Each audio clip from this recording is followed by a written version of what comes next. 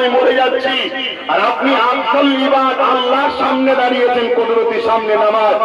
এই সময় আপনার কানে আওয়াজ আসলো, আর আপনি নামাজে খেয়াল করে দেখছেন এই আওয়াজটা অমুসলিমের ঘর থেকে আসছে।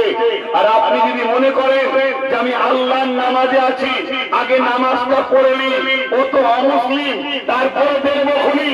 আল্লাহ রসুল বলছে কিয়ামতের দিনে তোমার নামাজকে আল্লাহ নেবে না, তুমি নামাজটাকে ছাড়ো। ও অমুসলিম কি মুসলিম দেখতে দাও না, সে মানুষ, তার বিপদে আগে সাথ দাও। এটা এই মাদ্রাসা শিখাই। জোরে বলুন সুবহানাল্লাহ, আরো জোরে বলুন সুবহানাল্লাহ। এখন সমস্যা কি?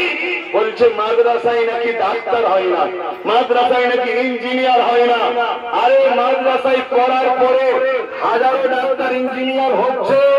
আপনি চোখের পাওয়ার যদি হয় তারা চশমা লাগান, লাগিয়ে দেখুন মাদ্রাসা থেকে পড়াশোনা করে হাজারো ডাক্তার উকিল জজ তৈরি হচ্ছে। আর এরপরে আপনাকে যদি তর্কের খাতিরে ধরে নি, মাদ্রাসায় ডাক্তার উকিল জজ হয়নি, তর্কের খাতিরে যদি ধরে নিতে হয়, আমি আপনাকে বলবো মাদ্রাসায় ডাক্তার হয়নি, উকিল হয়নি, জজ হয়নি, ঠিকই কথা, কিন্তু মাদ্রাসা থেকে দেশের গাদ্দারও তৈরি হয়নি। এটা আমি চ্যালেঞ্জের সাথে বলতে পারি। এদেশের সঙ্গে যতজন গাদ্দারি করেছে, দেশের সম্পদকে চুরি করে বিদেশে নিয়ে চলে গেছে, একটা কেউ মাদ্রাসার নয়।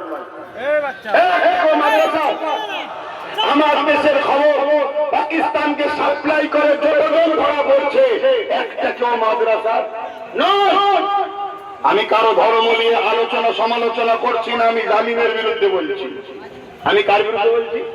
কেন? কোন ধর্মের সঙ্গে আমাদের লড়াই নয়, আমাদের লড়াই জালিমের বিরুদ্ধে। আমার আল্লাহ যখন পানি দেয়, এই পানি যখন মুসলমানের বাড়িতেও হয়, হিন্দুর বাড়িতেও হয়, আল্লাহ যখন সবার, আমি কেন ঝগড়া করবো? ঠিক না?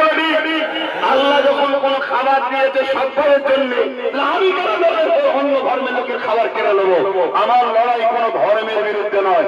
আমার রাসূল লড়াই করেছে আবু জেহেল বা সাইবা আবু লাহাব, যারা জালিম ছিল, রোমের বিরুদ্ধে, পারস্যের বিরুদ্ধে যারা জালিম ছিল। তা আমাদেরও লড়াই জালিমের বিরুদ্ধে। সে জালিম কখন কোন কালারে আসবে আমি জানি না। জালিম যদি মাথায় টুপি মুখে দাঁড়িয়ে রেখে আছে, তার বিরুদ্ধেও আমরা লড়বো।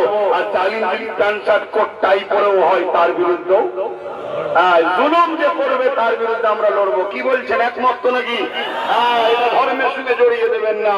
তাই আমি যে কথা বলতে যাচ্ছি সেটা হলো এটাই, যে আজকে মাদ্রাসা নিয়ে এত সমস্যা এই কারণে, কেন মাদ্রাসা ভাতৃত্বের কথা বলে, মাদ্রাসা হুকুল আকিদার কথা বলে, দেশকে ভালোবাসার শিক্ষা মাদ্রাসা দিচ্ছে।